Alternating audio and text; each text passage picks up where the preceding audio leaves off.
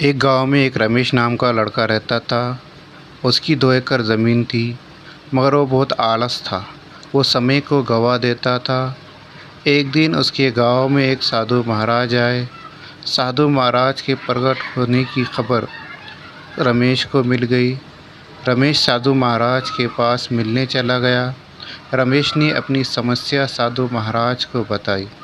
साधु महाराज ने उसकी समस्या सुनकर उसको कहानी सुनाई। रमेश, एक गांव में एक किसान रहता था। वो इसी तरह आलस करता था। वो अपनी फसल बोता नहीं था, खेती नहीं करता था, समय का बर्बाद करता था, समय का सही उपयोग नहीं करता था। इसी तरह से कुछ दिन बीत गए। बारिश का मौसम आया। वो आसमानों की तरफ देखता रहा, लेकिन उसने खेतों में कुछ भी नहीं बोया। कुछ दिनों बाद जब कटाई का वक्त आया तो दूसरे किसान अपनी खेतों की फसल काट रहे थे, और वो किसान अपने सर पर हाथ देकर अफसोस करने के अलावा कुछ नहीं कर पा रहा था।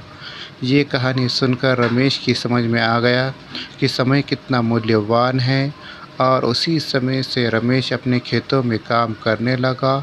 और उसको जब अपनी मेहनत का फल मिला तो वो बहुत खुश हुआ, और उसने उसी समय से अपने समय का सही उपयोग करना शुरू कर दिया।